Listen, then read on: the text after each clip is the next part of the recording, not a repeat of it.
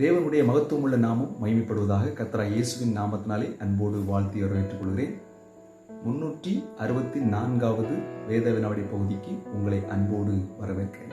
இப்பொழுதும் 353வது வேத வினாடி பகுதிக்கான பதிலையும் 362வது வேத வினாடி பகுதிக்கான பதிலையும் நாம் பார்த்துவிட்டு 364வது வேத வினாடி பகுதிக்கு செல்வோம். 353வது வேத வினாடி பகுதியிலே கேட்கப்பட்ட கேள்வியானது பெயர் சொல்லப்படாத பிரபலங்கள். பெயர் சொல்லப்படாத பிரபலங்கள். அதிலே மொத்தம் 15 கேள்வி கேட்கப்பட்டது. அதற்கான பதிலை சொல்லிவிடுகிறேன். முதலாவது கேள்விக்கான பதில் யோபுவின் மனைவி. யோபுவின் மனைவி. இரண்டாவது கேள்விக்கான பதில் நோவாவின் மனைவி. மூன்றாவது கேள்விக்கான பதில் லோத்துவின் மனைவி. நான்காவது கேள்விக்கான பதில் கானானிய ஸ்திரீ. ஐந்தாவது கேள்விக்கான பதில் சாரிபாத் விதவை. ஆறாவது கேள்விக்கான பதில் சிறுபெண். ஏழாவது கேள்விக்கான பதில் 5 அப்பம் 2 மீன் கொடுத்த சிறுவன். எட்டாவது கேள்விக்கான விடை சிலுவையில் மனம் திரும்பிய கள்ளன். 9வது கேள்விக்கான விடை பெரும்பாடுள்ள ஸ்திரீ. 10வது கேள்விக்கான விடை 2 காசு போட்ட விதவை.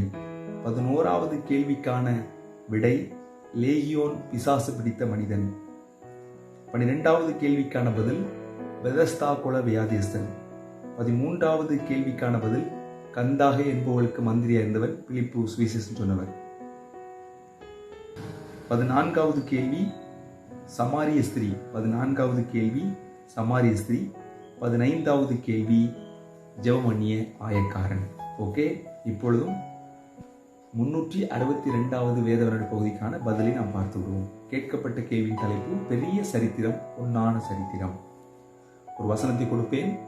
ஒரு மனிதருடைய சரித்திரத்தை கண்டுபிடிக்க வேண்டும். அது எந்த புத்தகத்தில் இருக்கிறது என்பதை சொல்லிவிடுவேன். அதாவது பழைய ஏற்பாடா புதிய ஏற்பாடா. அந்த வகையிலே முதலாவது கேட்கப்பட்ட கேள்வி எபிரேயர் 12:1. இதை வைத்து பழைய ஏற்பாட்டிலே ஒரு நபரை கண்டுபிடிக்க வேண்டும். பெரிய சரித்திரம் ஒரு நபர். அது விடை யோசேப்பு. அதாவது பாவத்தை விட்டு ஓடின அனுபவம். இரண்டாவது கேள்வி பிரசங்கி 12:12. இந்த வசனத்தை வைத்து புதிய ஏற்பாட்டிலே கண்டுபிடிக்க வேண்டும். விடை பவுல். பவுல் அநேக புத்தகங்களை எழுதியிருக்கிறார் என்பதை சுட்டிக்காட்டுகிறது. மூன்றாவது கேள்வி ஏசாயா 66:9. பழைய ஏற்பாட்டு நபரை கண்டுபிடிக்க வேண்டும். விடை என்பது ஆபிரகாம். ஆபிரகாமுக்கு முதிர் வயதில் குழந்தை பிறந்தது. அது பெற செய்கிறவராகி நான் பெற செய்யாமல் இருப்பேனோ என்று ஏசாயா 66:9 படிக்கிறோம். நான்காவது கேள்வி வெளிப்படுத்தல் 21:13. பழைய ஏற்பாட்டு நபர் கண்டுபிடிக்க வேண்டும். அதில் கோத்திரங்கள் என்று வரும். அந்த 12 கோத்திரங்கள் யாக்கோபுடைய சந்ததி அப்படின்னு சொல்லி நம்ம அறியலாம். ஐந்தாவது கேள்வி யோவான் 1:1 புதிய ஏற்பாட்டுள்ள நபர். விடை இயேசு கிறிஸ்து. ஆறாவது கேள்வி நீதிமொழிகள் 28:13. தன் பாவங்களை மறைக்கிறவன் வாழ்வடைய மாட்டான், அவை அறிக்கை செய்து இறக்கப்படுவான். அதில் பார்த்தீங்கன்னா தாவீது என்பது விடை.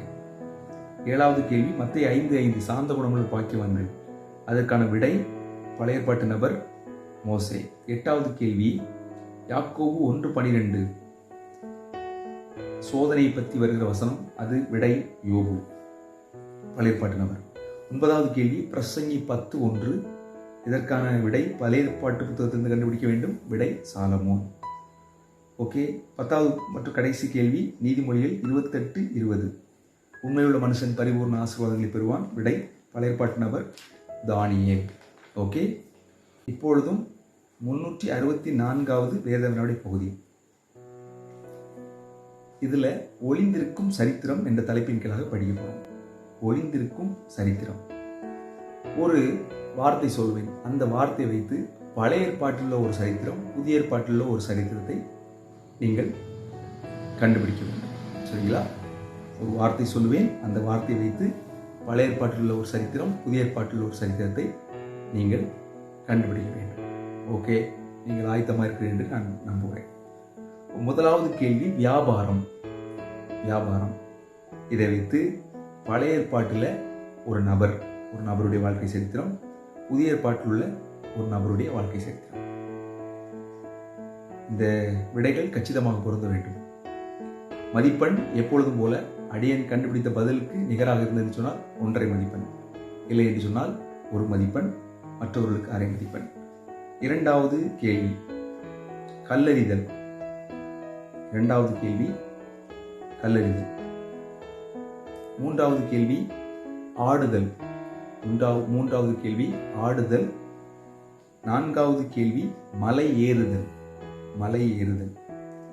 ஐந்தாவது கேள்வி சொப்பனம் காணுதல். ஐந்தாவது கேள்வி சொப்பனம் காணுதல். ஆறாவது கேள்வி பட்டுப்போதல். ஆறாவது கேள்வி பட்டுப்போதல். ஏழாவது கேள்வி எழுதுதல். ஏழாவது கேள்வி எழுதுதல். எட்டாவது கேள்வி ஜெபம் பண்ணுதல். எட்டாவது கேள்வி ஜெபம் பண்ணுதல். ஒன்பதாவது கேள்வி வாசித்தல். ஒன்பதாவது கேள்வி வாசித்தல். பத்தாவது கேள்வி கால் கழுவுதல். பத்தாவது கேள்வி கால் கழுவுதல். இப்படி 10 சம்பவங்கள்.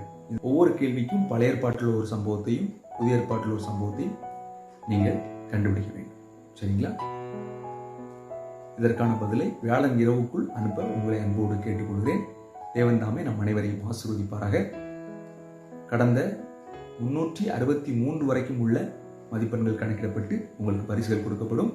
தொடர்ந்து உற்சாகமாய் நம்முடைய வேத வினாடி பகுதியில் பங்கு பெறுங்கள். தேவன் தாமே நம்மை ஆசீர்வதிப்பாராக. ஆமென்.